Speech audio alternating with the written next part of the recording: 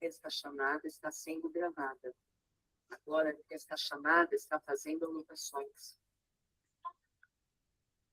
Boa noite, pessoal. É com muita satisfação que damos início a mais uma aula do curso preparatório da SEDUC 2026, ofertado pela UFAL, um curso de extensão,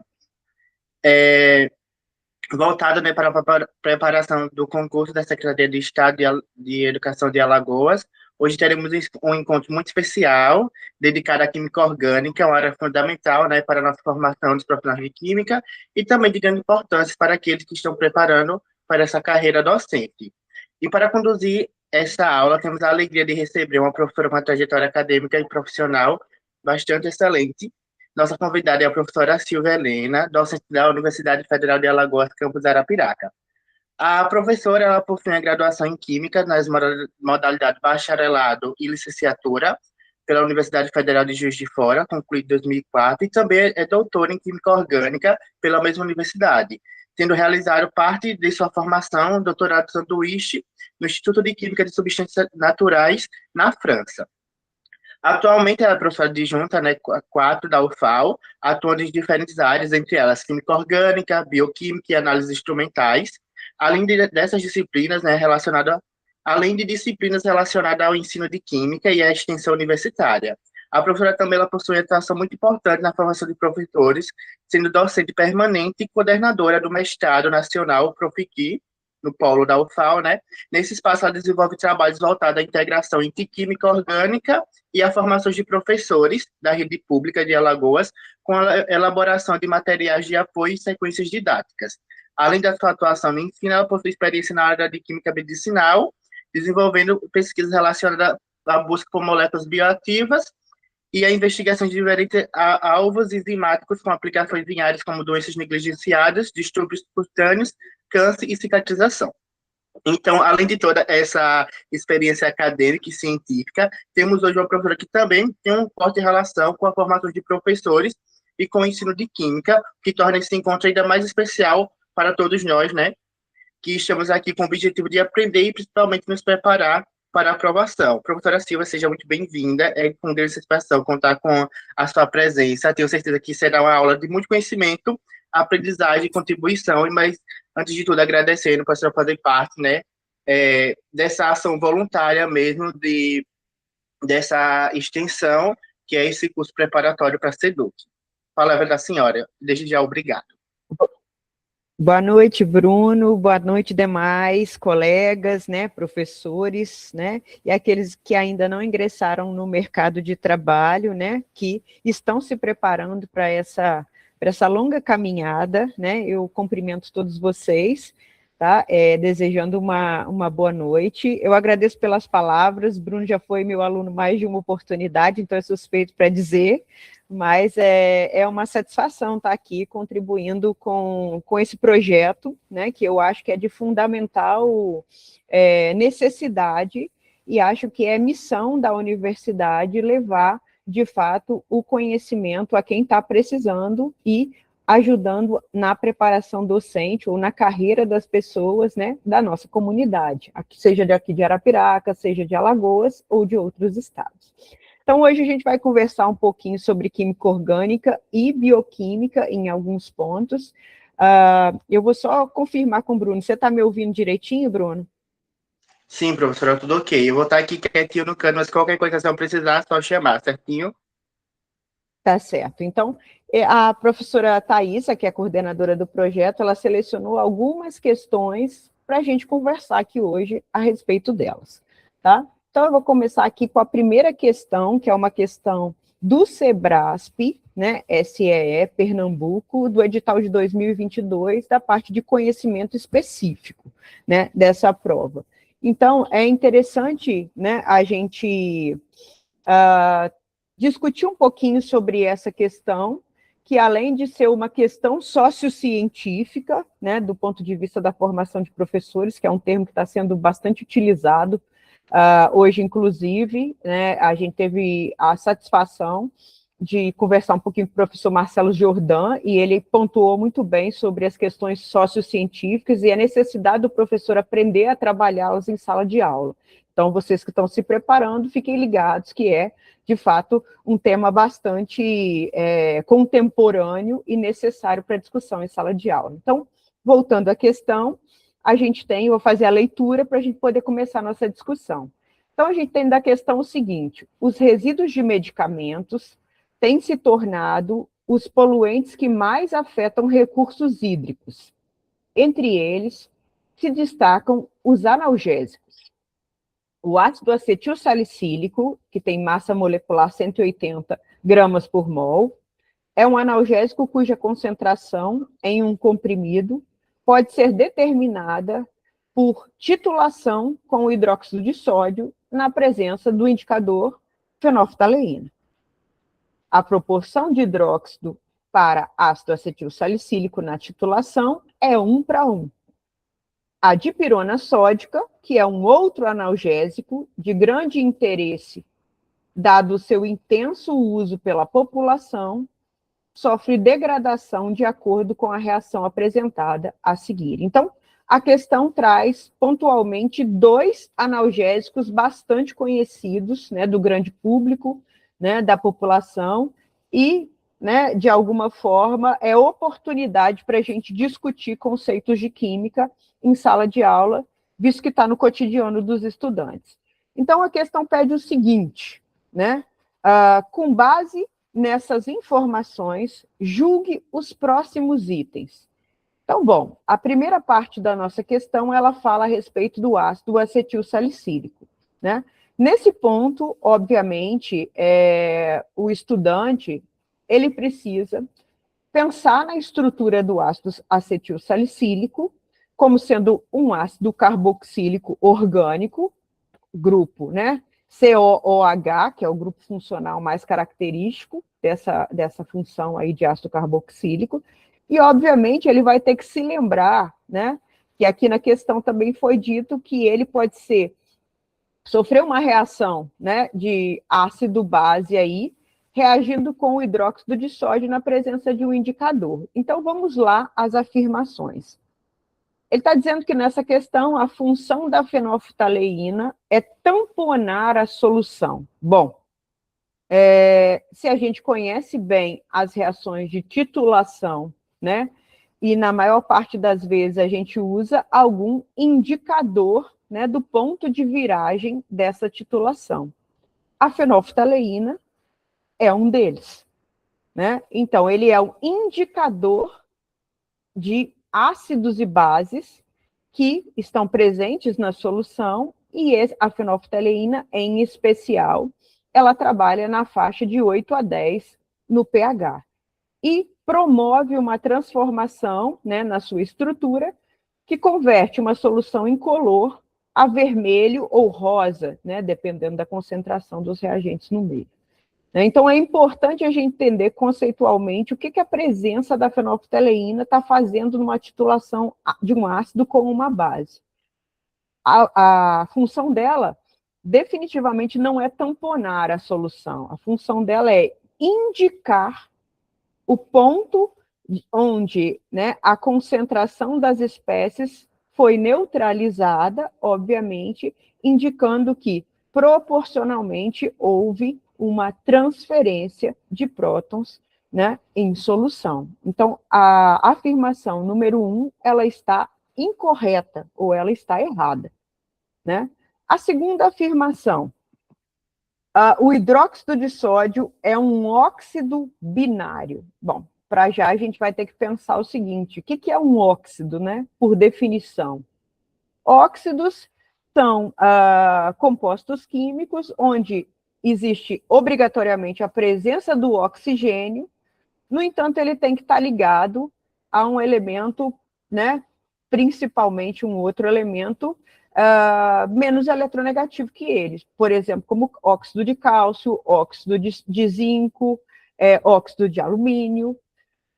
Nessa situação aqui, o oxigênio está até ligado a um outro elemento, que é o sódio, mas ele não está ligado exclusivamente ao sódio, né?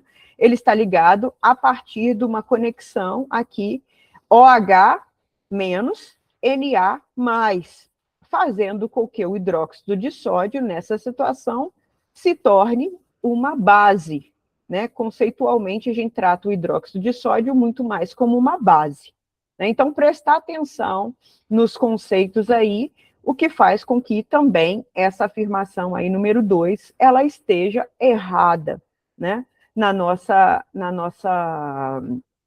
questão número 1, né? Então, as duas primeiras afirmações aqui, elas são erradas, né? E, vamos dizer assim, elas estão relacionadas com a parte do primeiro analgésico, que é o ácido acetil salicílico, né? Bastante simples essa parte aqui, porque você tem, né, conceitos de ácidos e bases, né, a partir de Arrhenius, Lewis, Brown's-de-Lowry, né, que vamos ver aqui na sequência, né, e esses conceitos, né, primeiro, Arrhenius em solução aquosa, né, exclusivamente em solução aquosa, trata de transferência de próton, né, e aí você tem esses conceitos aí sendo bem colocados aí na questão. Você tem também conceitos, né, de transferência de pares de elétrons que já estão à luz, né, da teoria de Lewis, e a gente vai comentar um bocadinho aqui da teoria mais para frente de Brown's-de-Lowry. Aí a afirmação número 3, a degradação da dipirona ocorre por hidrólise. Será que essa afirmação ela está certa? Né? Quem é que, nessa reação que está sendo apresentada para nós aqui, quem é que está, vamos dizer assim, fomentando o acontecimento ou a transformação da dipirona, né, nesses dois produtos aqui, e o sulfato ácido de sódio aqui, né, e a acetona, né? Nesse caso aqui, obviamente, a figura não está extremamente, a resolução dela não é excelente, mas, de fato, dá para ver que quem movimenta essa reação aqui é a água, né? Então, portanto, essa questão, essa afirmação, ela está correta. A dipirona, de fato, ocorre por hidrólise, né? A reação da dipirona, ela ocorre por hidrólise. Tá? E aí a gente é interessante a gente pensar sobre isso aqui, né? Como que a hidrólise acontece? Né? Você tem o ataque, né, nucleofílico da molécula de água, né? Primeiro você tem uma transferência de próton, né? Então, primeiro existe uma transferência de próton aqui da água, né, para o nitrogênio aqui da pirazolona, desse nitrogênio aqui, desse anel pirazolônico, né? Você tem primeiro uma transferência de próton, né? Depois da transferência de próton, obviamente essa reação acontece em meio ácido, né? E aí, se você pensar bem, por que acontece em meio ácido? Ela pode acontecer de duas maneiras. No uso de do analgésico de pirona, o meio tem que ser ácido, porque, em geral, isso vai acontecer no estômago, né? Então, o meio é ácido, e aí, naturalmente, você tem uma reação catalisada por ácido, né? O ácido do estômago. E aí, primeiro, você tem uma reação de transferência de prótons, seguida do ataque nucleofílico da molécula de água, que quebra a ligação carbono-nitrogênio aqui, né? Liberando, né, esse pedacinho aqui da nossa molécula e gerando aqui esse produto, né, que obviamente, né, em solução, vai gerar vários estados de oxidação, entre eles espécies catiônicas, né, e aniônicas aqui, de alguma forma, e se você observar bem, né, finalmente ele chega aqui na sua forma principal, que é esse derivado aqui, metilamina aqui como produto final. Então, ou seja, de fato, a afirmação número 3, ela está correta, tá?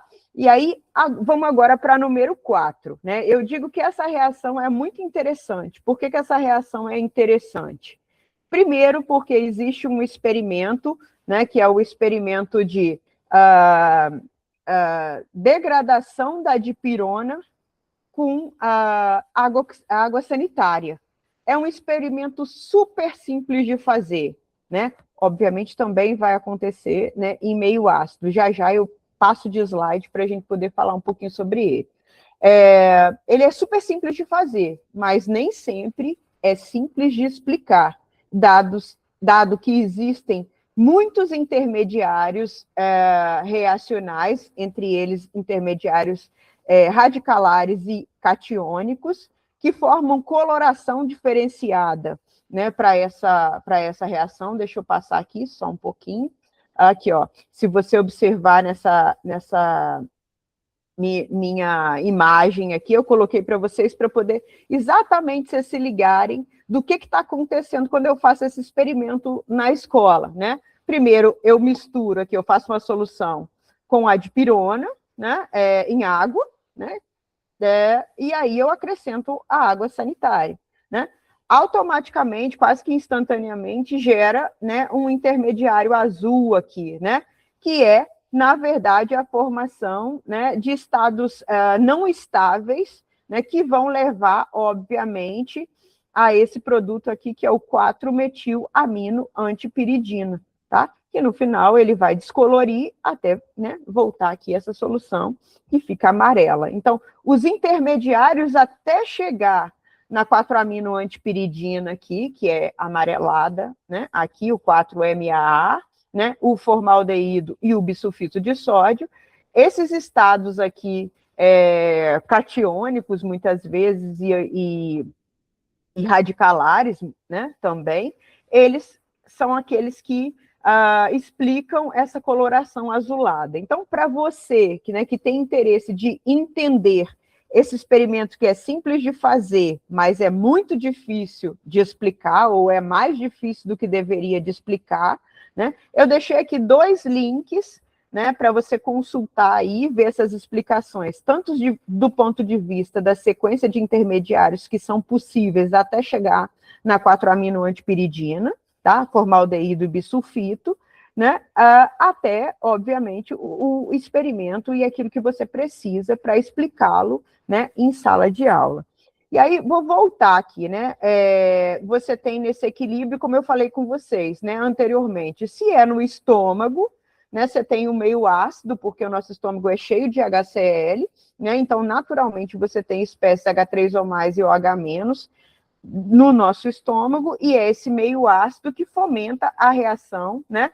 Primeiro, protonação do nitrogênio pirazolônico aqui, e depois a hidrólise, obviamente, do grupo, né, sulfito aqui, né, que vai gerar o bisulfito de sódio, tá? Então, isso se acontecer, né, quando você está tomando um analgésico. Por outro lado, se você estiver tratando da água sanitária, o hipoclorito vai reagir com a água e vai gerar também uma espécie ácida aqui, que vai, né, de modo semelhante, né, fazer com que o meio seja ácido o suficiente para ocorrer a protonação e, na sequência, gerar aquela série que eu falei de intermediários instáveis que vai gerar a 4-amino-antipiridina. Tá? Então, é basicamente isso que acontece. Aí, vamos lá, então, voltando no slide anterior, para a gente definir, então, se a gente sabe que, de fato, A3 ocorre uma hidrólise, vamos ver o que ele está falando aqui na afirmação número 4 para a gente definir. A dipirona atua como base de Brownstein-Lowry. Bom, eu vou precisar saber o que é um ácido e uma base de Brownstein-Lowry. Então, eu tenho que puxar lá na minha memória ou nos meus caderninhos de estudos lá da química orgânica, né, o que é um ácido e uma base para Brownstein-Lowry, né? Um ácido para Brownstein-Lowry é uma espécie que, né, em solução, né, aquosa também, ele libera um próton H+, né, e uma base de Brownstein-Lowry é uma espécie que recebe, né, um próton H+, se você pensar bem aí. Né? Vamos pensar sobre essas transferências, reações de transferências de próton, tá? E aí, o que acontece? O que está acontecendo? Ele está dizendo que a dipirona atua como uma base de Brownstein-Lowry. Inicialmente, se você pensar, né, no slide que eu mostrei na sequência, o que está acontecendo aqui se você tiver uma catálise ácida dessa reação? A própria dipirona, que está aqui, ela recebe um próton H+ aqui, né, obviamente, antes de acontecer a reação de hidrólise. Então, se ela recebe um próton H+ do meio reacional, naturalmente ela está agindo como uma base de bronze-loure e, obviamente, o meio ácido é um ácido de bronze-loure, tá? Então, pensar nesses conceitos de ácidos e bases, que eu vou dizer que muito daquilo que a gente resolve em química orgânica, se a gente souber conceitos de ácidos e bases, a gente se vira bem, né, resolvendo as questões e, né, obviamente, consegue fazer as respostas, na medida do possível, bastante corretas, tá? Então, esses são conceitos muito importantes dentro da química orgânica e, obviamente, também dentro da bioquímica, uma vez que todas as reações em sistemas biológicos acontecem majoritariamente em meios aquosos ou soluções aquosas, né, tamponadas, por exemplo, né, como é o caso aí do meio biológico. Então, só para voltar, o que está correto aqui para nós? As afirmativas 3 e 4, elas estão corretas para essa questão, tá? Então, dando continuidade, tá? Eu deixei aqui para vocês, né, um experimento da dipirona com água sanitária, simples de fazer, mas complexo de explicar. Se você tem intenção de trabalhar experimentação investigativa, né, em sua sala de aula, esse é um ótimo experimento, né, e dá para discutir um monte de conceito, né, ressonância, né, formação de cátions, ânions, enfim, uma série de coisas que você pode, né, aproveitar para discutir conceitos de química, tá certo? Então, vamos dar continuidade aqui. Bruno, tudo certo? Estou numa velocidade ok? Ou preciso falar mais devagar? O que você acha aí? Tudo certo, professora, está dando para acompanhar, tudo tranquilo, certo? Beleza, isso aí. Então, vamos continuar, né? Já coloquei aqui, estão corretas 3 e 4. Então, vamos dar sequência aqui, né, na nossa questão número 2, né? Questão também selecionada aqui para o curso preparatório, né, gratuito, para o concurso da SEDUC de 2026. Então, nessa questão, você tem uma afirmação inicial. O ibuprofeno, que tem massa molecular 206 gramas por mol, né, ele é um analgésico e anti-inflamatório, produzido a partir do ácido 3-fenilpropanoico. Aí eu grifei aqui, coloquei ele em vermelhinho. Por que eu precisei colocar o ácido 3-fenilpropanoico? Porque eu tive a curiosidade de buscar, né, quais eram os materiais de partida que nos levavam a esse composto aqui, né, o 2,4,2-metilpropilfenil, ácido propanoico, mais conhecido, né, como, né, popularmente conhecido como ibuprofeno, que tem essa estrutura aqui. E aí eu percebi o seguinte, que essa questão coloca uma informação que não está completamente correta. A gente não prepara o ibuprofeno a partir do ácido 3-fenilpropanoico. A gente vai até considerar esse ácido para resolver a questão, mas isso não é verdade, né, quando a gente quer preparar o ibuprofeno, né? O ibuprofeno é mais comumente sintetizado em mais de uma etapa, obviamente, por isso eu coloquei algumas setinhas, a partir do isobutilbenzeno, que é esse precursor aqui, tá? Então, se você observar aqui, ó, você tem um anel aromático com uma cadeia alquílica aqui, né, com um carbono aqui, esse carbono aqui, por exemplo, carbono terciário, né, ligado a 3 outros átomos de carbono, né? Então, essa cadeia lateral aqui, se você observar, ela está aqui, né? Se você, né, olha mais um pouquinho, se você olha mais um pouquinho e vem aqui e olha para o ácido 3-fenilpropanoico, você vai ficar embananado, porque quando você compara ele com a estrutura do ibuprofeno, tá? Você vai ver que ele tem 2 carbonos aqui, sendo que, deixa eu voltar, o ibuprofeno só tem um carbono e ele ainda tem uma ramificação. Então, ou seja, motivo pelo qual a gente fica atento, porque às vezes as questões também cometem alguns erros, tá? Não vou dizer que complica a nossa questão, mas é uma informação que está equivocada, tá? Mas vamos voltar aqui ao raciocínio que a gente quer fazer para responder a questão, tá? Em relação ao ibuprofeno, que é esta molécula aqui, e o seu precursor, e aí, obviamente, a gente vai levar isso aqui em consideração, já que está na questão, tá? Então, eu vou fechar aqui e vou colocar essa questão, e ele está me perguntando, né, me fez 3 afirmações e quer que eu responda se elas estão corretas ou erradas, né? Se elas estão certas ou elas estão erradas. Então, se você observar a fórmula molecular do precursor do ibuprofeno é C9H10O2, será que essa afirmação está correta? Bom, para isso, eu preciso vir aqui no precursor, né, e fazer a contagem, obviamente, de carbonos, hidrogênios e oxigênios. Então é fácil, vou começar de trás para frente. Oxigênio, de fato, só tem 2. Aí agora eu vou para os carbonos, vamos contar. Cada anel aromático tem 6 carbonos, então 1, 2, 3, 4, 5, 6, 7, 8, mais o carbono do ácido carboxílico, 9. Então, o carbono está ok, o oxigênio está ok. Vamos conferir se existem no ácido 3-fenilpropanoico, se de fato tem 10 hidrogênios. Então, a gente tem um hidrogênio aqui no anel aromático, 2, 3, 4, 5, porque você sabe que você está usando aqui, né, uma representação em linha, onde a gente exclui os hidrogênios, né, da cadeia carbônica. Então, obviamente, aqui a gente tem 5 hidrogênios, né, 1, 2, 3, 4, 5, mais 2 aqui, 7, mais 2 aqui, 9, né? E mais 1, 10. Então, a afirmação aqui, número 1, ela é uma afirmação que está correta, né? De fato, a fórmula molecular desse precursor hipotético do ibuprofeno, o ácido 3-fenilpropanoico, é de fato C9H10O2, né? Então, isso aqui está ok. Agora, vamos para a segunda afirmação. A reação do ácido 3-fenilpropanoico, como está aí na minha representação, com um álcool qualquer, hipotético, e aí eu quis colocar aqui ROH, e lá no produto, né, fiz o produto dessa reação aqui, forma um éster. Será que isso é verdade? Se eu me lembro lá das reações de química orgânica, eu sei que as reações, por exemplo, de esterificação, elas predominantemente precisam acontecer com catálise, né, ácida. Por que isso? Porque eu preciso, naturalmente, transformar o meu grupo hidroxila do ácido carboxílico num bom grupo abandonador, já que, né, eu não tenho condição de fazer a hidroxila, né,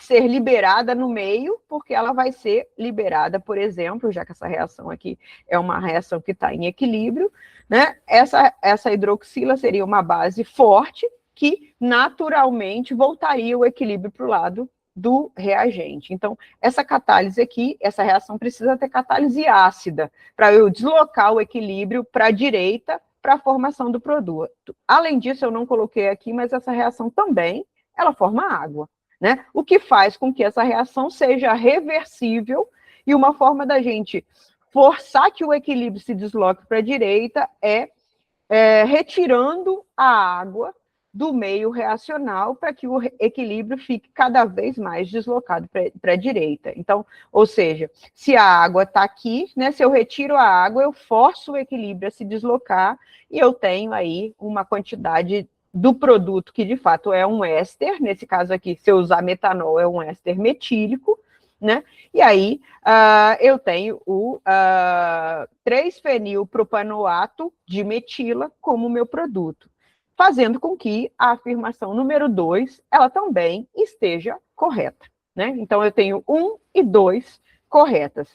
Aí vai ficar faltando para a gente apenas a afirmação 3, né? A afirmação 3, ela diz o seguinte: para produzir 25 ml de solução aquosa de ibuprofeno com uma concentração igual a 0,5 mol por litro, é necessário usar uma massa inferior a 2,0 gramas ou 2 gramas desse medicamento. Então, ele está dizendo para mim que eu uso menos de 2 gramas de reagente, que no caso vai ser um sólido, né? O ibuprofeno seria um sólido, para poder fazer uma solução nessa concentração aí de 0,5 mol por litro. Bom, para resolver essa questão, eu tenho algumas coisas, né, a pensar. Bom, primeiro, eu tenho a massa molecular do ibuprofeno? Tenho. A questão me deu, e a massa molecular é 206 gramas por mol. Ok, isso está ok para mim. A questão me dá o volume? Me dá.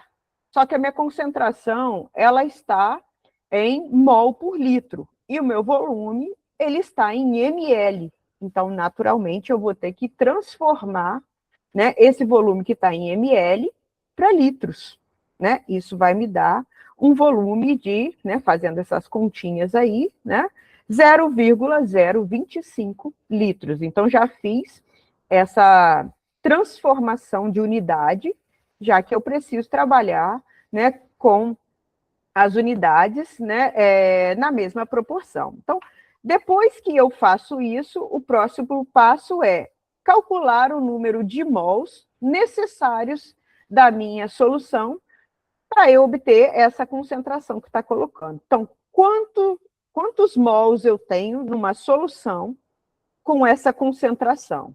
Então, eu faço lá a minha continha do número de mols, né? E eu vou descobrir que o número de mols que eu tenho para essa concentração é de... Fiz essa continha já anteriormente, tá, pessoal? Depois vocês repitam essas continhas.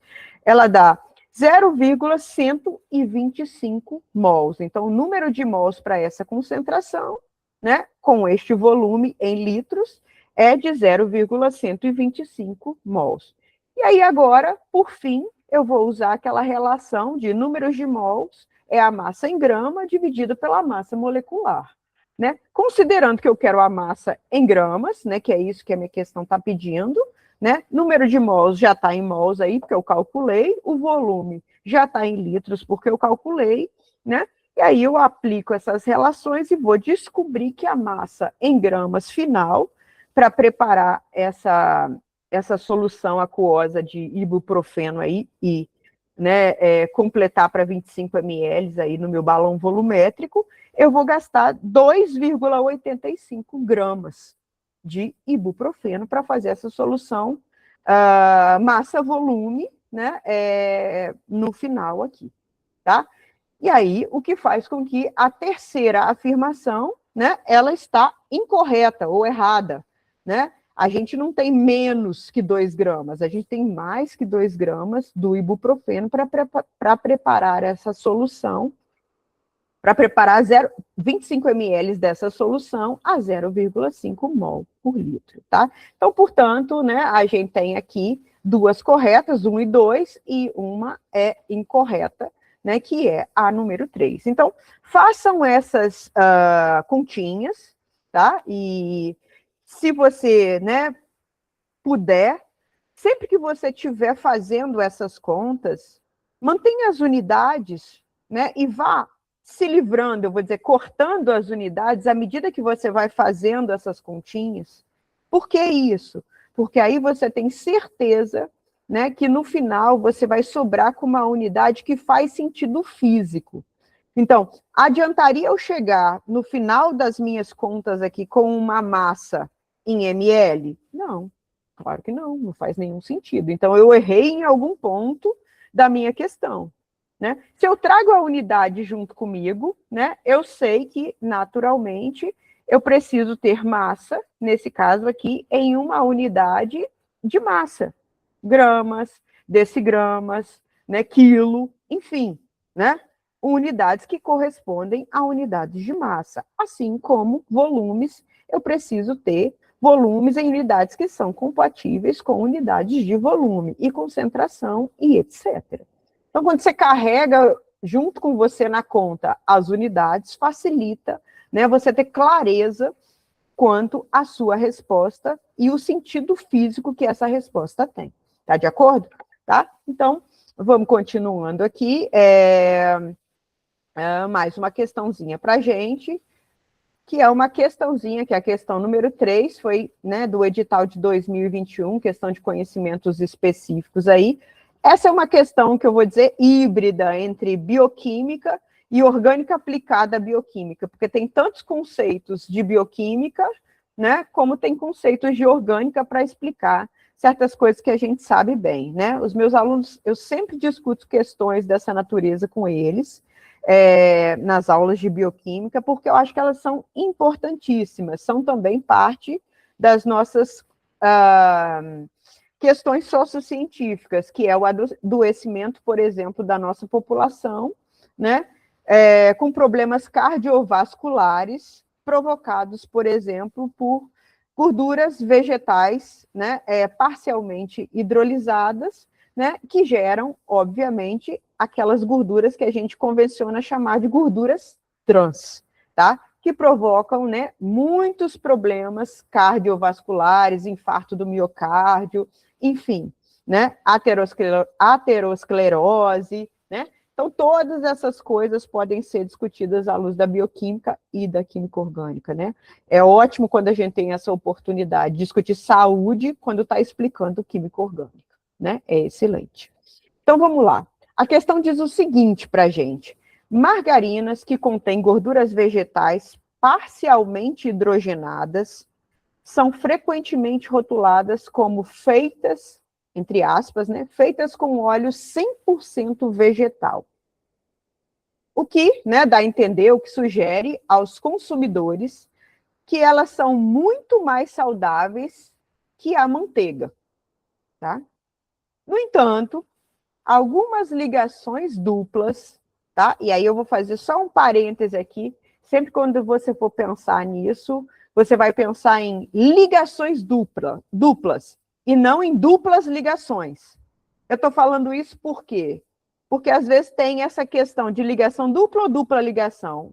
Nossa língua é a língua portuguesa, então a gente fala do substantivo e depois do adjetivo. Portanto, ligações duplas. Duplas são os adjetivos das ligações químicas, né? Um tipo de ligação química que a gente tem, tá? Então, quando você estiver ensinando em sala de aula, você fale ligação dupla, ligação tripla ou ligação simples. E não exatamente colocando, né, como os americanos fazem, né, no inglês se faz, o adjetivo antes do substantivo. Então, preste atenção. Então, voltando ao raciocínio. No entanto, algumas ligações duplas dos ácidos graxos no óleo são convertidas da configuração cis, que é natural, né, dos óleos vegetais, para a configuração trans. Foi demonstrado que o consumo de alimentos contendo ácidos graxos trans, como as margarinas, aumentam os níveis de colesterol no sangue, tá? E os problemas que a gente estava falando anteriormente. A equação química a seguir ilustra a adição de H2, né? Ou, portanto, a hidrogenação a uma, aí, ó, a própria questão se confunde, né? A uma ligação dupla de um ácido graxo, tá? Por isso eu quis chamar a atenção. Então, pense bem aí, na hora que você estiver escrevendo, né, esses termozinhos químicos, para você escrever em português. Então, vamos lá, né? A nossa reação aqui muito simples, você tem aqui muitos conceitos para a gente poder discutir, né? Então, você tem aqui, vamos dizer assim, um ácido graxo, né? E aí a gente pode, vamos dizer assim, minimizar, né? Pegar o que interessa para a gente aqui, né? Na cadeia, que é a parte exatamente da ligação dupla, né? E aí, você já sabe que ela pode ser cis ou pode ser trans, tá? E isso é importante a gente ter conhecimento, né? Você sabe que uma ligação dupla do tipo cis, pelo menos 2 dos grupos R aqui, eles são iguais, obrigatoriamente, eles são 2 grupos R iguais e estão do mesmo lado do plano. Os isômeros, né? Trans, eles naturalmente, né, tem 2 grupos R aqui, mas eles estão, obviamente, em lados diferentes do plano da ligação dupla. A gente já fala mais um pouquinho sobre isso, tá? A reação é de hidrogenação, porque ela é uma reação onde você tem a adição de átomos de hidrogênio à ligação dupla, transformando ela, né, em ligação simples. Essa reação acontece pelo uso de um catalisador metálico, né? Pressão positiva de gás hidrogênio, né? E aí aqui a gente tem um símbolozinho aqui, que é esse delta. Aí ele vai dizer assim para a gente: considerando as informações do texto e a equação química apresentada, julgue os itens subsequentes como certos ou errados. Então vamos lá para a letra A, né? Aqui. A reação de hidrogenação, representada por essa equação aí, né, pela equação de adição, né, de hidrogênio à ligação dupla, ocorre a temperatura ambiente. Será que isso está certo? Se eu estou considerando essa equação aqui, né, eu preciso entender, né, e recordar o que eu tenho aí como símbolo para minha reação. E aí tem um delta aqui. O que será que significa esse delta, né? A gente sabe em química orgânica que a representação desse delta aqui indica que a nossa reação está acontecendo em aquecimento, tá? Então, esse delta vai significar para nós que essa reação, para acontecer, ela precisa de um catalisador metálico, né, que vai ser um processo de catálise heterogênea, porque o catalisador, na maior parte das vezes, ele é insolúvel no meio, tá? O hidrogênio é um gás, e eu vou ter que aquecer, né, para essa reação acontecer, a reação de hidrogenação acontecer. Então, se eu sei o que é o delta, eu sei que a afirmação da letra A, né, ela está errada. Exatamente por quê? Porque a reação acontece sob aquecimento e esse delta é o que representa isso, tá? Então, vamos lá. Para a letra B, né, ele está dizendo aqui para mim que a gordura cis é menos estável que a gordura trans, em virtude da tensão provocada por dois segmentos volumosos presentes do mesmo lado,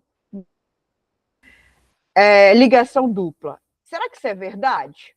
Será que os isômeros cis, eles são menos estáveis do que os isômeros trans? Vamos pensar um pouquinho e relacionar essa questão aqui, né, com a química dos alcenos. A gente tem ordem de prioridade, né, e de estabilidade para os alcenos. De fato, isômeros, né, alcenos cis são menos estáveis do que os alcenos trans.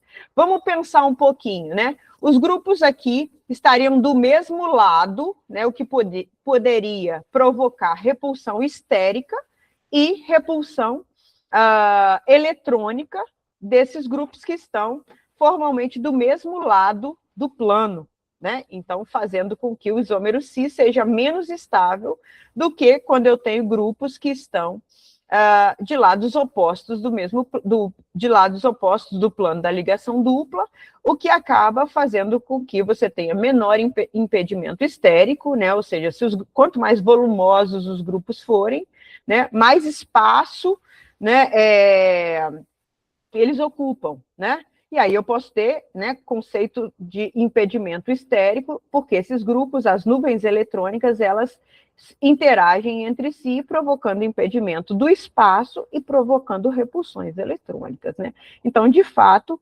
a afirmação aqui, né, a letra B, ela está correta. De fato, existe uma certa tensão provocada pelos segmentos volumosos presentes do mesmo lado da ligação dupla, né? O que faz a gordura cis, né, ser menos estável do que a gordura trans, né? E daí, né, um ponto importante que está aí já na nossa questão, que é o fato dela ser mais estável, ou seja, mais difícil ainda de ser degradada no nosso organismo, e, portanto, né, o que faz com que ela provoque vários problemas, naturalmente, de saúde, entre eles o aumento do nosso colesterol, né, e problemas cardiovasculares, né?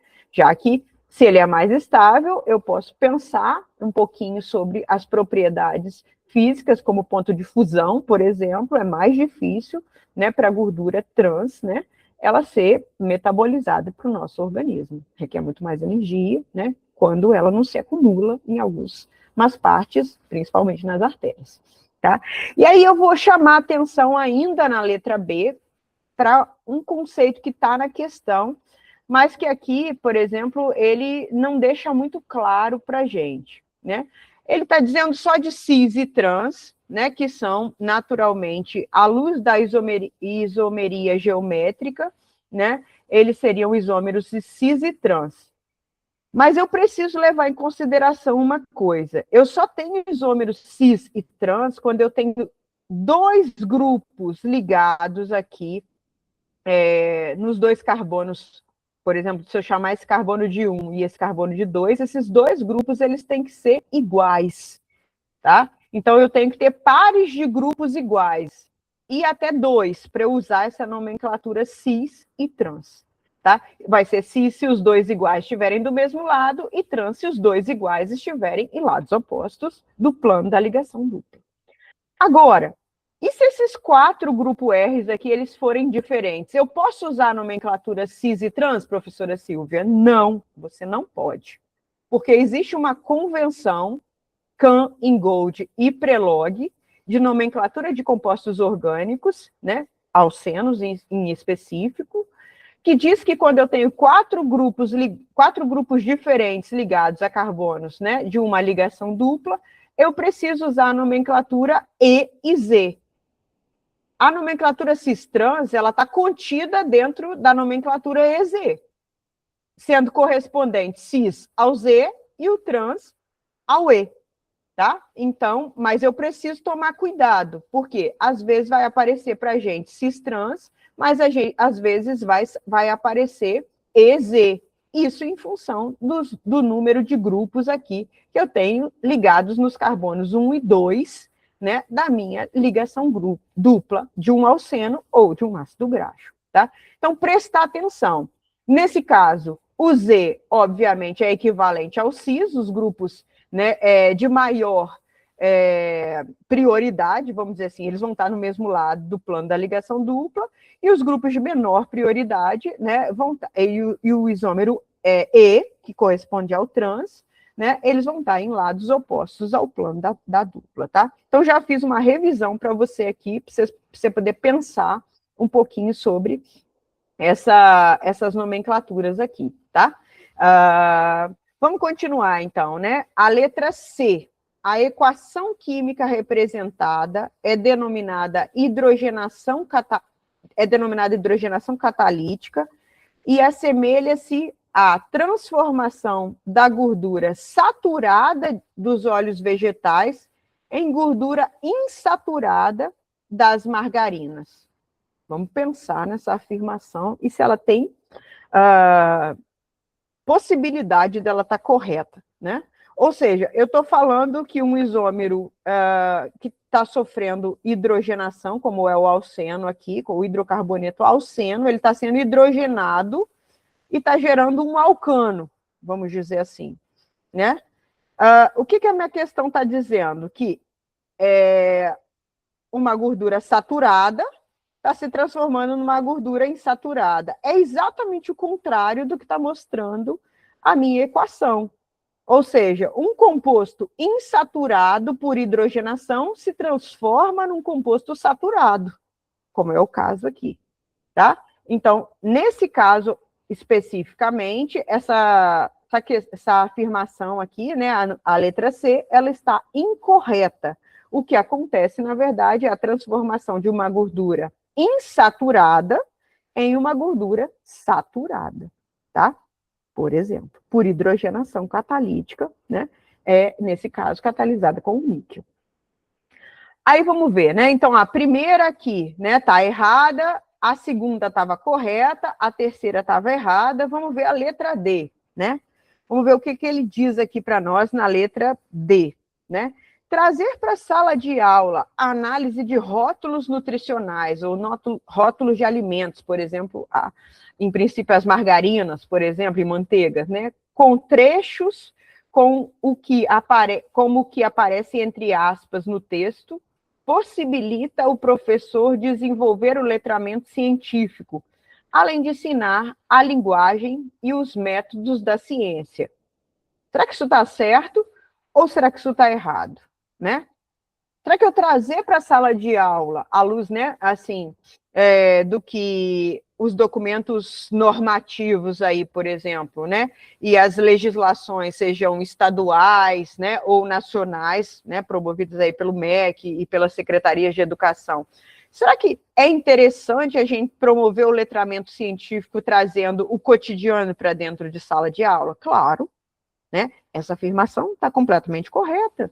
Né, se eu oportunizo o meu aluno a ter contato, né, com a química real, né, aprendendo a ler um rótulo de alimento à luz, né, de conceitos de química que eu estou dando em sala de aula, que eu estou discutindo com ele em sala de aula, a química começa a gerar, né, além da aprendizagem da linguagem específica das ciências e a investigação, né, promover hipótese, né, e comprovar essas hipóteses ou refutar essas hipóteses, que é um método científico, serve para isso, não é crença, né, é ciência, né? Então a gente tem que aprender a investigar, né, tecer hipóteses e, naturalmente, a partir dessas hipóteses, confirmar ela com método, né, ou refutar aquela hipótese e pensar em outra hipótese para explicar o fenômeno, né? E isso, obviamente, de fato, promove o letramento científico a partir de uma situação real do cotidiano do nosso estudante. Então, essa afirmação está completamente correta. Aí, para ajudar a gente, né, a gente ainda tem mais duas afirmações aqui dessa mesma questão. A letra E, né? Bem bioquímica isso aqui, né? Sabendo-se que o ácido graxo poliinsaturado, o ômega 6, essencial na dieta humana, daqui a pouco eu falo um pouquinho do que significa esse ômega 3 e esse ômega 6, né? E muito aí, né, discutido aí, né? Às vezes a gente se depara com as pessoas dizendo, não, eu tomo ômega 3 e ômega 6 porque é ótimo para a saúde. Aí você pergunta assim, mas você sabe por que você faz isso? A pessoa não faz ideia. Alguém disse para ela que é bom, né? E ela entendeu que era bom e eu vou seguir a dieta. Mas eu ainda não sei explicar porque o letramento científico ainda não chegou para todos, né? O que deveria acontecer, né? Principalmente para os nossos alunos e para as pessoas que passam pela educação formal no nosso país. Mas, infelizmente, a gente tem muito a trabalhar como professores ainda, né? Então, vou reler, sabendo-se que o ácido graxo poliinsaturado ômega 6, essencial na dieta humana, é o ácido linoleico, né? É o nome dele aí, né? A gente fala bastante dele lá na bioquímica. É um ácido, né? Já eu discuto sobre ele.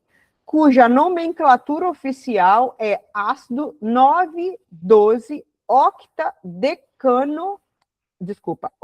octadecadienoico, né? Então, se é um ácido carboxílico, tem sufixo de ácido aqui, oico, né? Igual ácido benzoico, por exemplo, nome vulgar aqui. Esse nome aqui é o nome do ácido linoleico aqui, que é, como a gente conhece, o ômega 6, um dos ômega 6, tá? É correto afirmar que esse ácido possui 9 carbonos e 2 insaturações na estrutura molecular, e que sua fórmula química é a seguinte. Então, vamos ser bastante rigorosos, vamos pensar, né? Primeiro, correlacionar o nome que está aqui com essa fórmula aqui. E depois vamos voltar no que está dizendo a nossa questão. Tá? Vamos pensar aqui um bocadinho. Né? Vamos olhar essa estrutura química. Vamos ver se ela corresponde a esse nome. Se corresponder a esse nome, a gente sabe que é um ácido, o prefixo é ácido e o sufixo é oico, então esse composto orgânico aqui, ele corresponde a um ácido carboxílico de cadeia longa. Quantos carbonos a gente tem? Então, eu vou começar a contar esses carbonos pela função principal aqui, que é a função do ácido carboxílico. Então, ele é o 1. Depois eu tenho mais 7 grupos CH2, então eu tenho 8 carbonos, 9. Depois eu tenho 10, 11. Aliás, eu tenho aqui, desculpe, 1. Depois eu tenho mais 7 grupos CH2, né? Depois eu tenho mais 1. Né? Então, eu tenho aqui 7 mais 1, 8, 1, 9, né? Ou seja, a primeira ligação dupla aqui está entre os carbonos 9 e 10, tá? Depois eu tenho 11, a segunda ligação dupla que eu tenho aqui entre os carbonos 11 e 12. Bom, isso já faz algum sentido no nome que eu tenho aqui. Vamos contar esses números de carbono. Então, eu tinha 1 carbono, mais 7, eu tenho 8, 9, 10, 11, 12, 13, e aí 13 com 4 eu tenho 16, né? Aliás, 13 com 4 eu tenho 17, e mais 1 eu tenho 18 carbonos.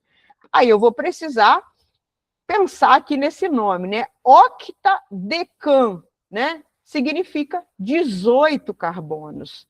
Dien significa 2 ligações, né? Em é o sufixo de alceno, né? Então, 2 ligações duplas. Então, octadecadienoico, dienoico, né? Nesse caso, é um ácido com 18 carbonos, né? Onde eu tenho as ligações duplas nas posições 9, que está aqui, e na posição 12. Ah, legal, professor. Então, quer dizer que esse nome corresponde a essa fórmula molecular? Sim, corresponde, tá? E, né, se você pensar bem aqui, ainda na informação da questão, essas duas ligações duplas, elas são do tipo cis, tá? Então, vamos pensar um pouquinho. O que a questão está dizendo aqui? Ó? É correto afirmar que esse ácido possui 9 carbonos. Isso é verdade? Não. Ele possui 18 carbonos. Né? O ácido linoleico, ele é um C18 com, né, as duplas ligações nas posições 9 e na posição 12. Então, essa afirmação ela não está correta, somente porque aqui ele está dizendo que tem a metade do número de carbonos. Né? A fórmula está certa, o nome está certo, a associação com o nome, né, genérico está certo também, né, o nome mais conhecido aí está certo, mas aqui ele cometeu o erro de dizer que tem a metade do número de carbonos que, de fato, o ácido linoleico tem.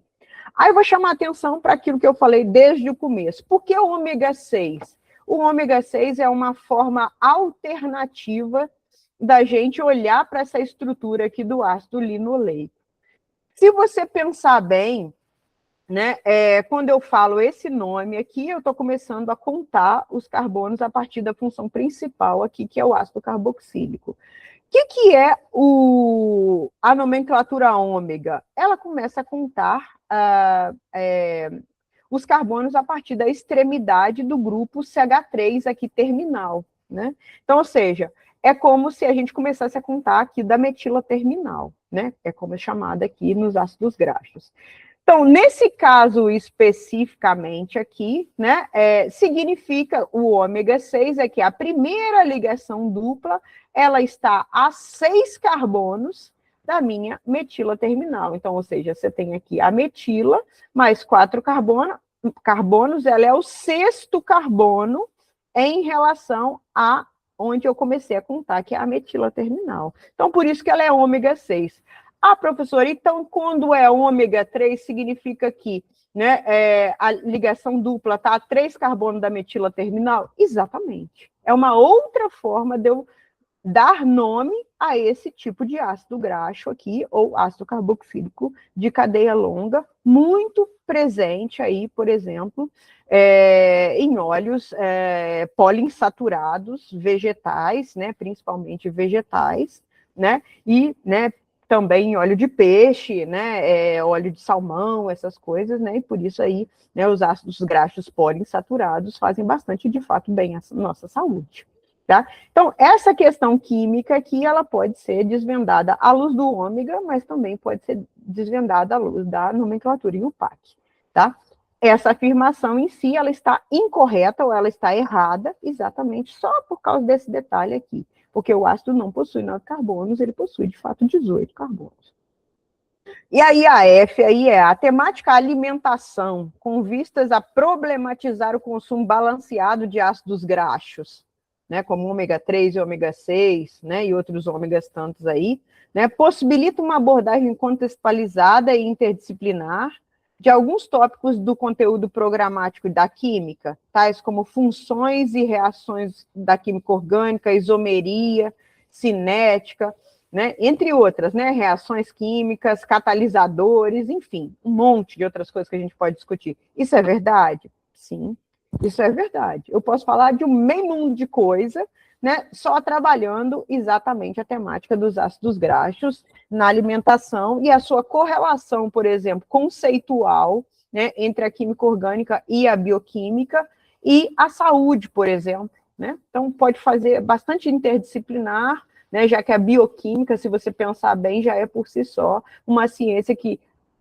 une duas ciências, que é a biologia e a química. Ela é por si só, né, bastante interdisciplinar. Aí eu trouxe para vocês algumas coisas aqui, pessoal, né, como isso vai ficar gravado, né, algumas sugestões, né, alguns links, inclusive, que vocês podem consultar, né, problematizando um artigo, né, problematizando o ensino de química por meio da leitura de embalagens e rótulos, né, coloquei aqui para vocês, se tiver interesse em trabalhar com rótulo de alimento, tem literatura especializada, né, publicada numa revista de impacto, né, elevado, aí, é uma revista do tipo A2, né, então excelente, né. Eu também trouxe para você aqui um texto, né, que conceitua um pouco do que é a alfabetização científica no ensino de química, né, e quais são os temas aí, as sessões de química, né, e sociedade que eu posso trabalhar para fomentar a alfabetização científica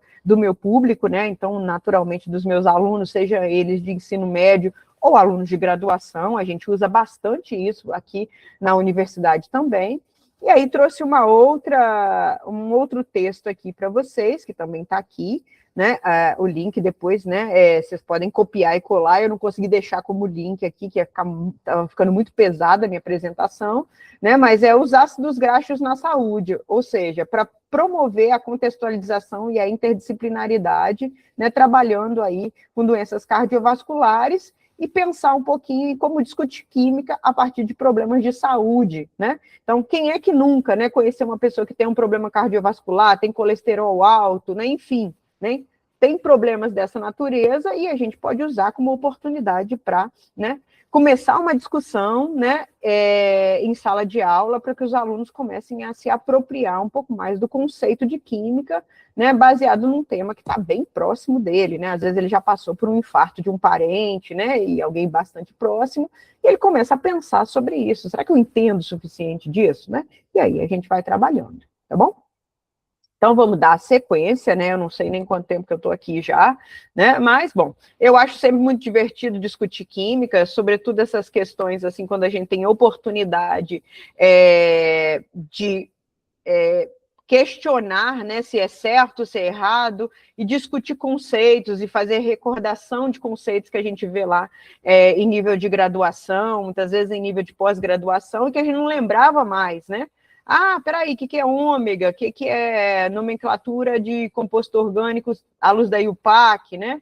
E a gente vai fazendo essas discussões e eu acho sempre muito divertido, eu gosto bastante, né, desse tipo de pegada aqui. Vamos para a nossa questão número 4, eu acho que é a nossa penúltima questão, tá? Já estou, né, me caminhando aí já para o final aqui da nossa aula, né, da nossa reunião aqui virtual.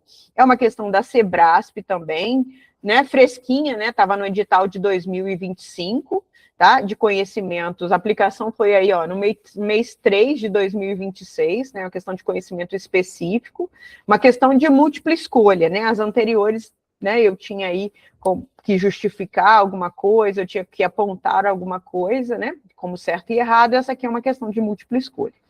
Bom, ler essa questão para a gente poder, né, se ater a algumas coisas aqui. Em alguns países da África, né, eu vou ler essa questão, você vai ver que não é só na África que isso acontece, né? Essa questão, eu vou dizer que faz muito parte da nossa vida real aqui no Nordeste, né? A gente tem inúmeras casas de farinha aqui no Nordeste do Brasil, né? E farinha de mandioca, ou farinha, né, vinda da macaxeira, né, que vocês conhecem como macaxeira. Então, isso aqui, a questão veio com um tema África, mas não necessariamente, né? Também é uma questão brasileiríssima e é uma questão também, né, muito real aqui para o nosso contexto da região Nordeste, né? E também, né, de algumas regiões do norte do país, obviamente, né? E aí, né, que também se deparam com essas questões. Então, em algumas partes da África, o alimento básico é a mandioca, que contém quantidades substanciais de linamarina, um glicosídeo de cianidrina, de acetona, derivado da glicose. Então, começa a aparecer uns termos mais técnicos que parecem bem difíceis, mas já já a gente vai entender. Quem é a linamarina? Ela está aqui, né, no nosso esquema reacional, né? O glicosídeo não é venenoso em si, mas enzimas no intestino humano o decompõem e liberam HCN, né? Processo cujas reações são representadas na imagem, né, precedente, que é a imagem abaixo. Então, ele está mostrando, né, como que o glicosídeo, né, de cianidrina de acetona aqui, derivado da molécula de glicose, como que ele, né, passa, né, por um processo de degradação enzimática para gerar aqui alguns produtos, né, que a gente está vendo aqui representados nessa reação química aqui de 2 etapas. Eu digo 2 etapas porque tem 2 setas aqui e ambas as etapas são catalisadas por enzimas, tá, específicas. Já já a gente fala sobre isso. Então, o glicosídeo não é venenoso, mas enzimas no intestino humano o decompõem e liberam HCN, processo cujas reações são representadas na imagem. Eventualmente, 50 miligramas de HCN por 100 gramas de mandioca podem ser liberados o suficiente para matar um ser humano após uma refeição de mandioca não fermentada. Então, ele está dizendo que só 50 miligramas de HCN, né, que é decomposto a partir aqui da mandioca, é o suficiente para matar uma pessoa, um ser humano, após uma refeição de mandioca não fermentada, né? Então, altamente perigoso, né? Se a mandioca for amassada com água e deixada em repouso, ela irá fermentar, as enzimas presentes na mandioca farão o mesmo trabalho, podendo o HCN ser removido antes do cozimento e consumo do alimento. A mandioca torna-se segura para o consumo, mas ainda contém algum glicosídeo. Algumas doenças encontradas no leste da Nigéria podem ser atribuídas ao consumo prolongado de HCN, né? Ou seja, não chega a matar, né? Mas vai provocando doenças ao longo do tempo de consumo, né? Glicosídeos semelhantes são encontrados nas sementes da maçã e nos caroços de frutas, como pêssegos e damascos. Isso, para mim, é novidade, eu nunca pensei sobre isso, né? Então, não é bom também, claro, mastigar caroço de maçã e frutas, né, como pêssego e damasco, né? Que pode ter essa questão aqui, né, do glicosídeo cianogênico, né, como é chamado aqui, ou glicosídeo de cianidrina de acetona. Vamos entender o que está dizendo nessa questão, né? Então, eu tenho aqui a linamarina, né, que, como o nome dela já diz, é um glicosídeo. Ah, mas é um glicosídeo por quê? Porque ele é um derivado da glicose que contém, né, ligado à posição 1 da glicose, que é essa posição aqui. Eu vou dizer que esse ângulo específico aqui desse grupo é o ângulo beta, né? Quem estuda carboidratos, né, estudou lá, né, na UFAL comigo, né, na bioquímica, os carboidratos, sabe que esse é o isômero beta, né, desse glicosídeo aqui, que é o glicosídeo cianogênico, né, onde uma unidade aqui diferente de hidrogênio, que é chamada de aglicon ou aglicona, está conectado a uma unidade de um açúcar, né, nesse caso aqui, uma glicose. Então, por isso é um glicosídeo. É um glicosídeo por quê? Porque o hidrogênio da posição 1, né, aqui, né, do nosso OH da glicose, ele é substituído por uma porção aqui, né, orgânica diferente, tá? Isso é a formação de um glicosídeo. Então, a linamarina é isso, um glicosídeo cianogênico. Então, a partir de uma reação enzimática promovida por uma beta-glicosidase, e aí eu chamo a atenção aqui para quem já estudou bioquímica, né, que ligações do tipo beta-glicosídicas só são quebradas por enzimas beta-glicosidases. Ou seja, né, as enzimas aqui são extremamente específicas e essa beta-glicosidase, né, ela promove a quebra da ligação beta-glicosídica aqui no aglicon, né, para gerar, né, essa cianidrina de acetona aqui, mais uma molécula de glicose, né? Numa segunda etapa, né, numa segunda reação enzimática promovida pela hidroxinitrila liase, tá?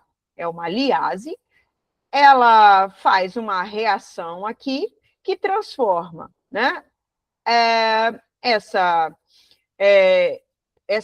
molécula aqui intermediária em acetona e HCN, tá? Então, essa é a reação, essa reação foi tirada aqui do livro Organic Chemistry, né? É um livro aí, né, já do ensino superior aí, é um livro bastante interessante, é um livro do Clyden, tá? Então, ou seja, para contextualizar aqui uma questão bastante presente, inclusive, né, principalmente no norte do nosso país, né? Norte e nordeste do nosso país, né? É a tal diferença entre a mandioca brava, né, que é o que estão dizendo aqui, e a macaxeira, né, que é vamos dizer assim, bem menos agressiva do que essa mandioca brava aqui, presente aí na África e também em algumas regiões aqui do norte do Brasil, tá?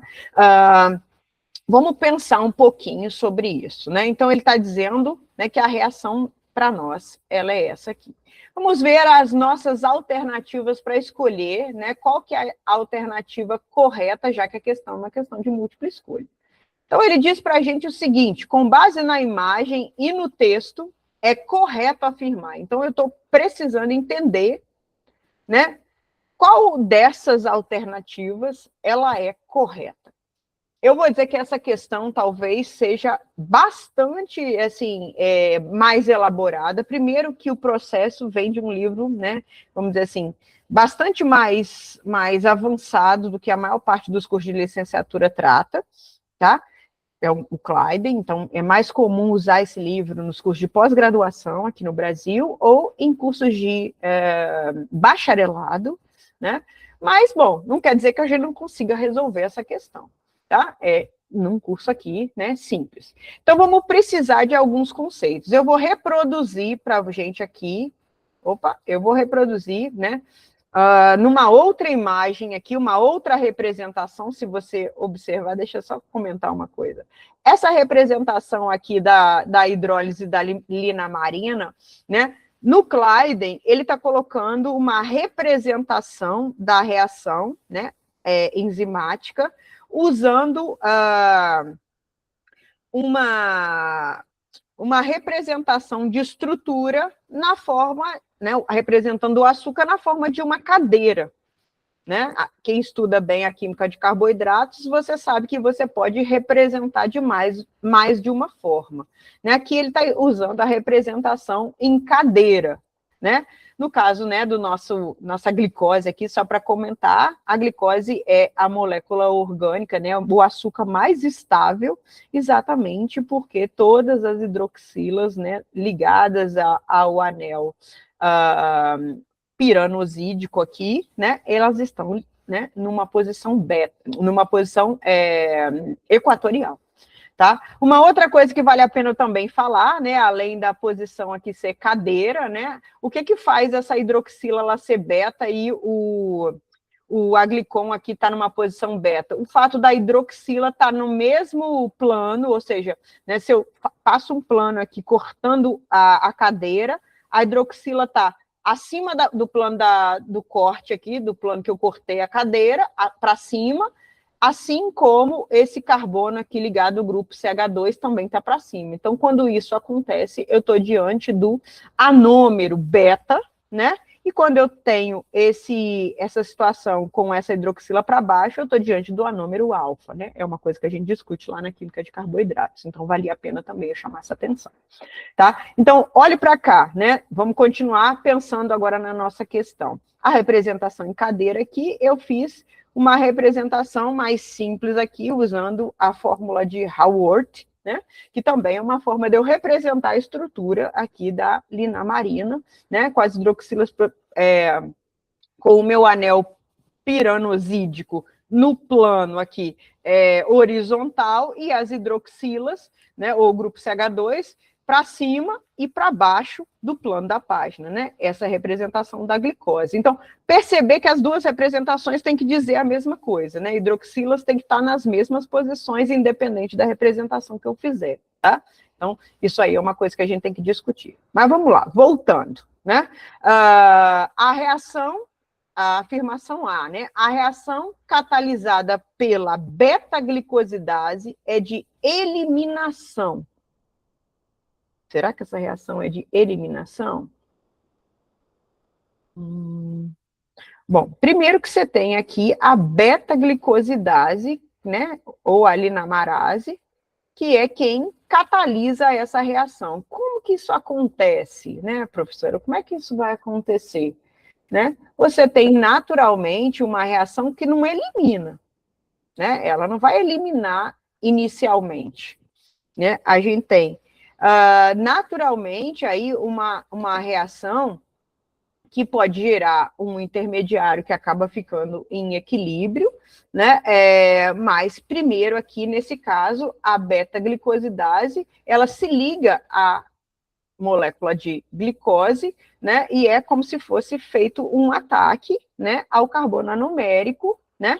E aí sim, a partir da ligação da beta-glicosidase, depois você tem naturalmente aí a transformação, a saída do grupo. Né? Então você tem muito mais uma reação parecida, né, com uma espécie de, né, a beta-glicosidase ela entra aqui para transformar este grupo num bom grupo abandonador, né, no final, para que a água possa, né, atacar e esse grupo sair, né? Então, é muito mais uma reação aqui, para nós, a primeira etapa, é muito mais uma reação de hidrólise do que uma reação de eliminação, tá? Então, nesse caso aqui, a reação é de hidrólise, tá? Catalisada pela enzima beta-glicosidase, né? A enzima auxilia no processo, transformando, né, o grupo num bom grupo abandonador para a molécula de água vir, né, e naturalmente atacar e formar, de fato, aqui o intermediário acetona cianidrina, tá? Vamos pensar, então, né? Estrategicamente, eu olhando as minhas respostas. Se eu já falei que a reação é de hidrólise, eu só tenho duas questões aqui, né, ou duas afirmações que poderiam estar corretas. Se a minha primeira reação ela é de hidrólise, eu só posso ter D ou eu posso ter E. Tá? Por quê? Eu vou ter uma reação de oxidação? Não está oxidando nada. Eu vou ter uma reação de substituição eletrofílica? Não, necessariamente. Eu vou ter uma reação de hidrólise, tá? Na primeira etapa da minha reação, tá? Eu não tenho como ver aqui nucleófilo, eletrófilo, aquelas coisas todas que a gente tá, ainda mais substituição eletrofílica, né? Aí aqui que complica mais ainda a gente, né? Se ainda fosse substituição nucleofílica, a gente podia até extrapolar e pensar alguma coisa a respeito, mas eletrofílica de jeito nenhum, tá? Vamos pensar aqui. Então, a primeira reação você já sabe que é de hidrólise, tá? Então, as três primeiras, A, B e C, elas já estão fora. Aí agora vamos para a segunda parte da questão. Aí ela diz assim, ó, a reação catalisada pela beta-glicosidase é de hidrólise e a catalisada pela hidroxinitrila liase, né? Aí eu posso dizer assim, essa daqui, a alfa-hidroxinitrila liase, é uma oxidação ou ela é uma eliminação? Aí eu vou precisar pensar aqui. O que acontece, de fato, nessa segunda etapa, onde a acetona cianidrina se transforma no composto tóxico, né, extremamente tóxico, que é o ácido cianídrico, e acetona? O que está acontecendo? O que está acontecendo aqui, na verdade, é uma reação de transferência de próton intramolecular. Se você pensar bem, né, par de elétrons ali, né, do nitrogênio, ele captura o hidrogênio do grupo OH aqui, de forma intramolecular, né? E aí, naturalmente, você elimina HCN, e aí você tem o par de elétrons que ficou com o oxigênio se transformando na ligação, gerando, né, a formação aí do carbono hibridizado sp2 da acetona. Né? Então, essa situação nos conduz aqui à resposta dessa questão, que é a resposta da letra E. A primeira etapa da nossa reação é uma hidrólise, onde você tem a mediação aí da beta-glicosidase, né, para poder, né, transformar ali o grupo num bom grupo abandonador para a molécula de água vir e atacar, fazendo naturalmente um processo de hidrólise, tá? Isso, em geral, que é o que pode acontecer, tá? E a segunda etapa aí do seu processo é, de fato, uma reação onde você tem a eliminação e não uma oxidação, muito embora, né, você tem, né, um álcool se transformando em acetona. Aí você vai precisar aí calcular, por exemplo, algumas coisinhas, né, para saber, né, que isso daqui talvez não seja exatamente aquilo que você está pensando, tá?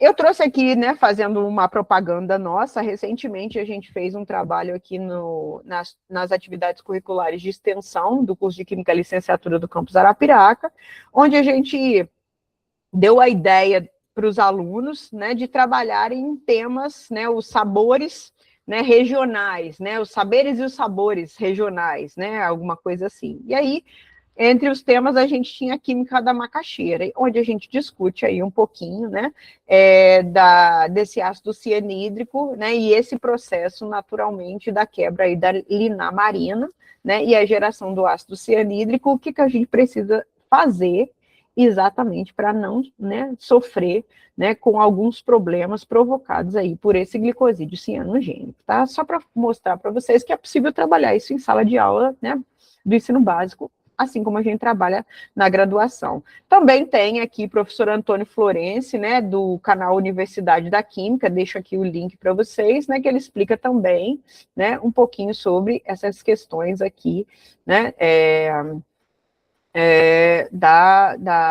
do glicosídeo cianogênico, né, e a geração aí do ácido cianídrico, né. Então, mais uma questão resolvida, ótimo, né, e aí a gente está indo bem, e para a nossa última questão. Antes de eu ir para a última questão, eu coloquei aqui nessa apresentação, né, só para resumir rapidamente, né, os tipos de reação que a gente tem, os básicos, tá, pessoal? Então, a gente tem os 4 tipos de reação aqui: adição, substituição, eliminação e oxidação, né? O que a gente tem, o que acontece com a molécula, quais são os reagentes típicos que sofrem esse tipo de reação, quais são os produtos mais comuns, né? Quais que são as regras, tá? Então, assim, um resuminho. Claro que a gente tem, obviamente, outras reações, como reações, né, de rearranjo molecular, reações de redução, reações, né, onde você tem, né,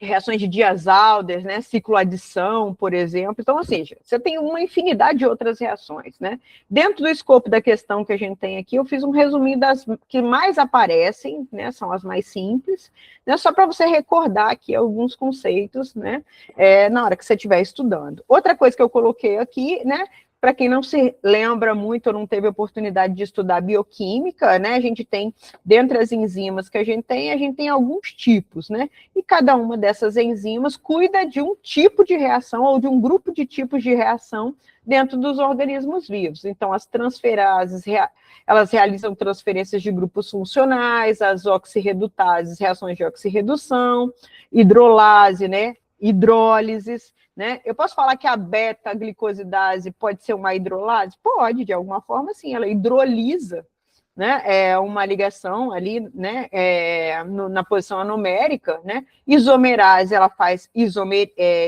ela promove a isomerização de ligações, então converte isômeros, né, óticos ou geométricos, né? Ligases, né, conectam duas moléculas e formam novas moléculas, e as liases, tais como a gente viu aí na questão, ocorre quebra de ligação covalente e retirada de uma molécula de água, amônia e gás carbônico. No nosso caso aqui saiu uma molécula de HCN. Então é por isso que foi uma liase, porque ela geralmente promove uma reação de transferência de próton intramolecular. Tá? Então, para sair, primeiro acontece uma eliminação, porque tem uma transferência de próton intramolecular, principalmente para sair a água ou sair a amônia, alguma coisa desse tipo, tá bom? Então, só para você recordar aí, ou, né, se interessar em estudar um pouquinho mais sobre essas coisas que acabam caindo aí nas provinhas que a gente tem observado aí de concurso. Então, por fim, né, a nossa última reação aqui, eu acabei, né, deixando a setinha já marcando qual que é a resposta aqui, né, eu achei que eu tinha colocado na apresentação para eu clicar, né, mas não tem problema, a gente avalia assim mesmo, né, cada questão, explicando uma por uma. Então, essa questão também de 2025, né, uma questão nova, né, e ela está dizendo para a gente assim, ó, acerca da reação de oxidação de um álcool primário a ácido carboxílico, né, processo aí de oxidação de compostos orgânicos de um álcool a ácido carboxílico. E ele vai utilizar um reagente que é o permanganato de potássio em meio ácido. Aí ele está me perguntando, o que seria correto? Então, vamos começar, né, da letra A. A presença de catalisador aumenta a velocidade da reação, pois altera o número de oxidação do manganês, tornando a oxidação mais completa e permitindo que o álcool primário seja convertido primeiro em éter e depois em ácido carboxílico. Tem vários problemas nessa afirmação, né? Ela está errada, obviamente, né? E é simples da gente ver por que ela está errada. Primeiro, o que o catalisador faz numa reação? Ele aumenta a velocidade da reação? Sim, mas não pela alteração, normalmente, do estado de oxidação. É porque ela modifica o caminho da reação, né, diminuindo a energia do estado de transição que leva aos produtos. Ademais, essa afirmação também está errada, por quê? Né? Numa reação de oxidação, um álcool primário não vai a éter, né? Ele pode ir a aldeído ou acetona, dependendo. Nesse caso, só aldeído, porque se ele for primário, ele só vai a aldeído, né? E depois ácido carboxílico. Mas ele nunca vai a éter, tá? Não, nessas condições reacionais, a síntese de éteres não é feita desse jeito, tá? Letra B, né? Como ocorre oxidação em meio ácido, o produto principal deve ser um aldeído estável, o que não se converte em ácido carboxílico, porque o permanganato catalisa a reação apenas até a primeira etapa de oxidação. Estranho isso aqui, tá? Bastante estranho. Por que é estranho? Primeiro, essa oxidação de um álcool primário ácido carboxílico, ela só para no aldeído com reagentes muito específicos, né, e muito mais brandos, como oxidantes, vamos dizer assim, do que o permanganato de potássio. O permanganato de potássio é um oxidante forte, né? Então, essa reação jamais pararia no aldeído usando permanganato de potássio. Eu teria que, se eu quisesse fazer essa reação parar no aldeído, eu teria que usar reagentes muito mais brandos, né, para fazer essa transformação, né? E aí a gente teria, né, uma limitação, inclusive, né, nessas condições aqui. Então, isso definitivamente não é verdade. Né? O aldeído definitivamente não é muito estável, aliás, ele é pouquíssimo estável nesse tipo de reação, principalmente frente a um oxidante forte. Tá?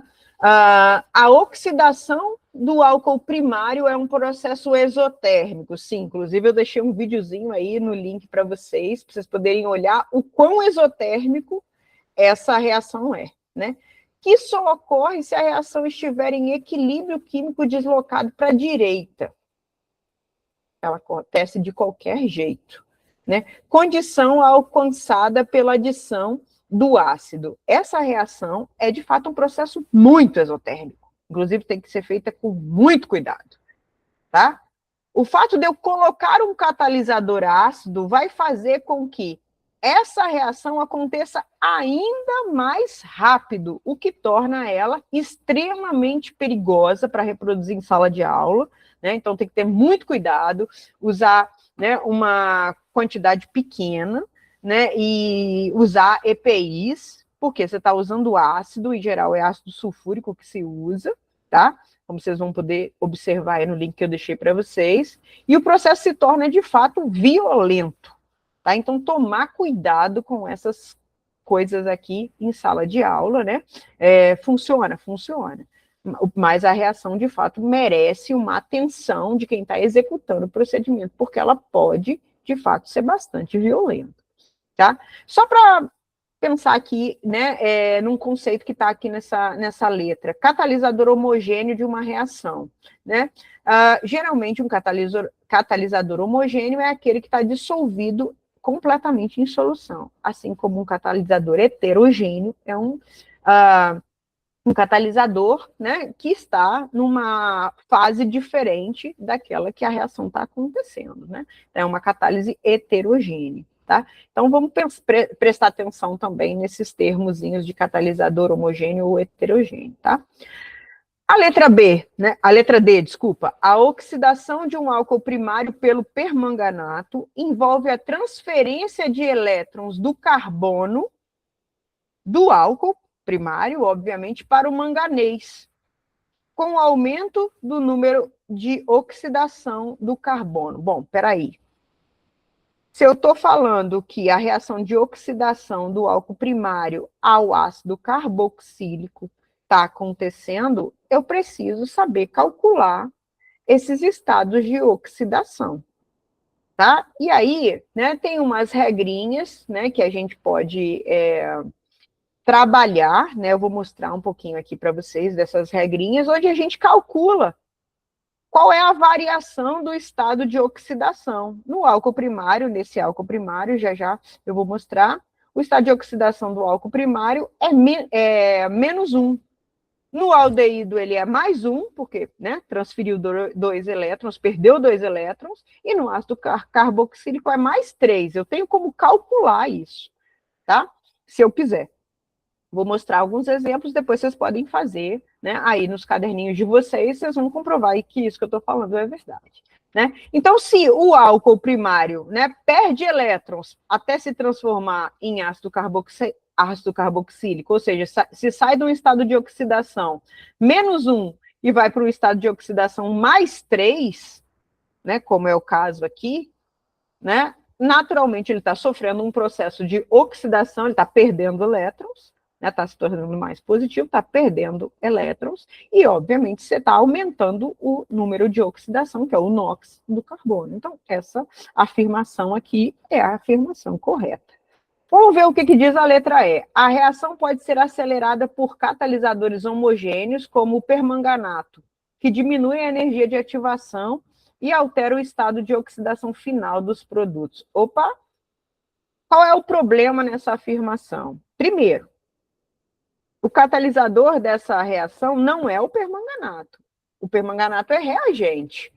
O catalisador dessa reação é o ácido, né, que está sendo utilizado, já que é utilizando permanganato em meio ácido. O catalisador é o ácido, que é utilizado numa quantidade pequena, né? O permanganato é utilizado em quantidades, vamos dizer assim, quase que equimolares com o álcool, né, que começa a reagir. Né? Então, necessariamente, né, até o catalisador altera a energia do estado, né, de transição, a energia de ativação desse sistema. Ok, até aí tudo bem, mas ele não é o permanganato, ele é o meio ácido aí que está fazendo isso. Tá? Então, essa informação aqui também não está certa, né? Exatamente porque está tratando o permanganato como catalisador, e isso não é verdade. Tá? Então, prestar atenção aí nessas afirmações, nesse caso aqui a resposta seria a nossa letra D. Aí eu falei que eu ia trazer, né, como que eu faço oxidações, né, e nesse caso aí reduções de compostos orgânicos. Eu falo bastante para os alunos aqui que é intuitivo as oxidações, né, em compostos orgânicos, porque a gente trabalha com uma noção de conteúdo. Né? Se eu aumento o conteúdo de oxigênio, por exemplo, eu estou oxidando. Se eu diminuo o conteúdo de oxigênio ou aumento o conteúdo de hidrogênio, eu estou reduzindo. Né? Isso é um pouco intuitivo para a gente, tá? E eu também, né, posso provar essa intuição a partir de umas regrinhas aqui, que eu deixei aqui para vocês, onde você pode fazer o cálculo do estado de oxidação, considerando, né, que numa ligação covalente, os elétrons não estão distribuídos igualmente e que os átomos mais eletronegativos concentram a carga negativa. Então, a gente vai fazer uma espécie de, né, atribuições aqui aleatórias de carga para poder aprender a fazer essa continha. Então, para átomos de hidrogênio ou átomos menos eletronegativos que o carbono, eles vão receber uma carga de -1. Parece estranho, tá? Mas é isso mesmo. Por quê? É como assim, se o hidrogênio estivesse cedendo um elétron para o carbono, já que ele é menos eletronegativo do que o carbono, tá? Só para você poder entender, que eu vou te mostrar ali na continha. Átomos mais eletronegativos que o carbono, como o oxigênio, o nitrogênio e os halogênios, vão receber uma carga positiva, né? Parece estranho, mas não é carga mesmo, né? É só um formalismo para poder aprender a fazer essa conta. Átomos de carbono vão receber aí necessariamente atribuição 0, né? Porque partilham igualmente o par de elétrons. Aí, como eu falei para você, né? Você pode fazer esse cálculo para qualquer álcool primário. Mais simples para a gente fazer. Vamos fazer para o metanol, né? O metanol é o mais simples da gente fazer, né? Me permite chegar aqui. Eu achei que eu tivesse colocado o slide aqui, né? Eu posso compartilhar com vocês, e você faz essa continha aqui. Eu peço para os meninos colocarem uma informação adicional aí de um exemplo. É que no primeiro dia que eu ia fazer essa apresentação, eu já tinha deixado aberto. Hoje eu acabei não deixando aberto. Mas é simples. Se você pensar no metanol, né, você vai ter aí uma carga, né, um carbono que está ligado a 3 hidrogênios e a 1 oxigênio, né? E aí você vai calcular isso aí, 3 vezes -1, né? 3 vezes -1 e um oxigênio mais 1, né? Então você vai ter aí, e um carbono, né? Obviamente, você vai ter aí esse tipo de valor aqui, que no álcool vai ser -1, depois ele vai passar no aldeído a +1, já que você está aumentando o conteúdo né, as ligações entre o carbono e o oxigênio, e depois você vai ter no ácido carboxílico mais 3. Você pode fazer esse cálculo e comprovar, né? Você pode usar o metanol, aí você pode usar o acetaldeído, por exemplo, você pode usar o formaldeído né, e o ácido fórmico, por exemplo, você pode fazer essa conta, né, que são os mais simples possíveis. Então, você vai ver, assim, essa diferença, né, no cálculo aqui, né, que o NOx vai variar de -1 até +3, né, ou seja, o que mostra que você tem a transferência de primeiro um par de elétrons, depois um outro par de elétrons, totalizando 4 elétrons. Esses 4 elétrons têm que ir para algum lugar, né? Eles vão, né, para o manganês, né? E, obviamente, o manganês aqui, ele sai de NOx mais 7 para chegar no fim, como ele ganhou 4 elétrons, a um NOx mais 3. Né? Não pode, né, sumir e nem brotar elétrons do nada, né? Então, o que foi transferido, o que foi oxidado, vai ser reduzido numa outra oportunidade. Tá? Então, se você prestou atenção, né, se transferiu 4 elétrons, né, do álcool até chegar no ácido carboxílico, o manganês aqui, que foi quem alterou o seu estado de oxidação de mais 7, ele vai para o NOx final, mais 3, mostrando que ele recebeu esses elétrons, então o manganês reduziu e o carbono, né, aqui do nosso amigo aqui, ele oxidou. Tá? Então, é possível a gente fazer essas continhas, vocês podem fazer e comprovar que isso que eu estou fazendo, que eu estou falando aqui, é verdade, usando esse sistema aqui. Esse sisteminha aqui, pessoal, ele está no Solomons e ele está no Klein. Aliás, ele está no Klein, tá? Essas regrinhas aqui, né? No livro do Klein, David Klein, tá? Então, assim, também não é difícil de você encontrar essa informação aí e entender, né, que eu posso provar fazendo essas continhas e descobrir aí quem está ganhando e quem está perdendo esses elétrons, tá? E aí, é isso aí. Aí eu trouxe aqui para vocês, né, algumas informações, né, só para exemplificar um mecanismo, né, a gente usa muito esse formalismo aí na química orgânica, o mecanismo de oxidação de um álcool ao ácido carboxílico correspondente. Esse mecanismo que eu trouxe para vocês é um mecanismo que acontece numa condição um pouquinho diferente daquela que está propondo na questão, um meio básico, já que você vai observar aqui, ó, que você tem uma base, que é o hidróxido aqui em solução. É bastante mais comum você fazer essa reação em meio básico, tá? Levando o álcool primário, como esse daqui, que é o propanol, ao correspondente aqui, ácido propanóico, né, através, né, desse mecanismo, né.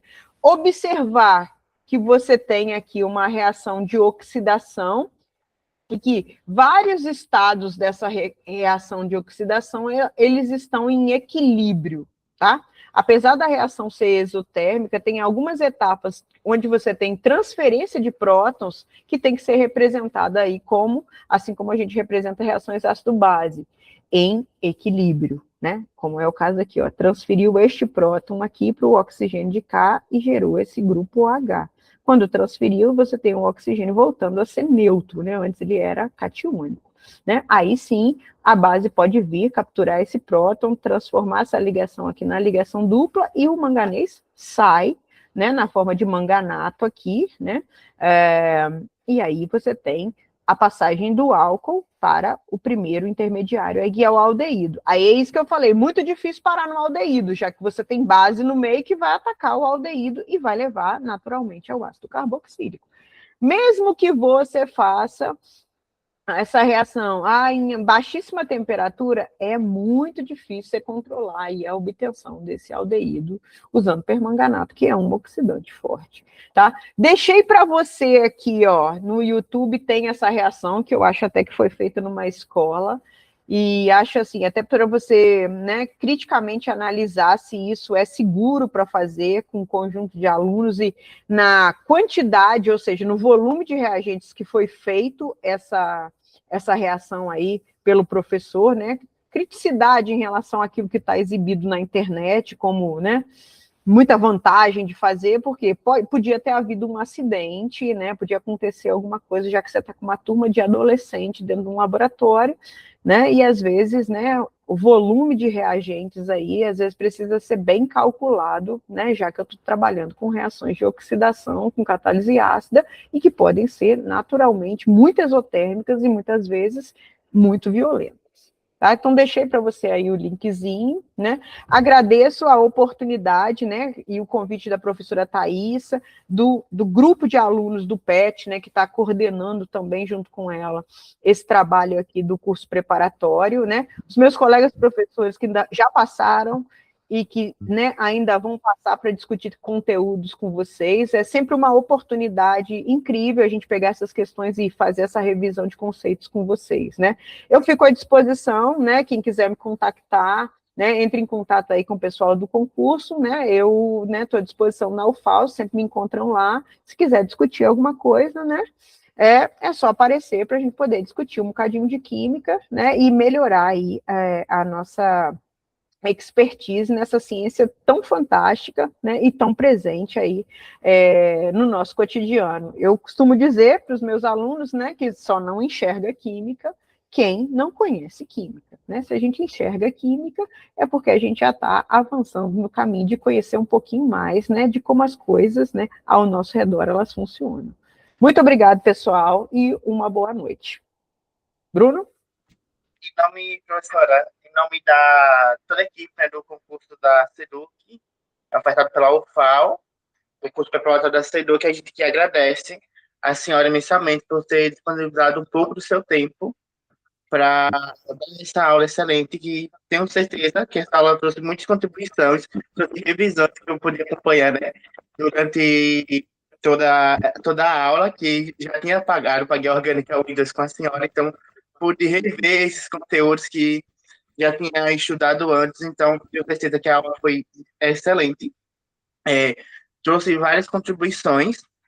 E, pessoal, para vocês que estão também, né, participando, continue assistindo as aulas. Nas próximas semanas teremos mais aulas do concurso. A gente segue com essas aulas até uma semana antes da prova. Então, vocês deixam um like no canal, ative o sininho para notificações para você receber todas as notificações que forem chegando das aulas. Mais uma vez, professor, a gente agradece imensamente a senhora por toda a sua participação.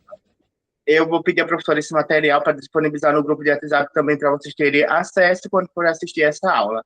Então é isso, elas agradecem a todos que estão presentes para assistir essa aula.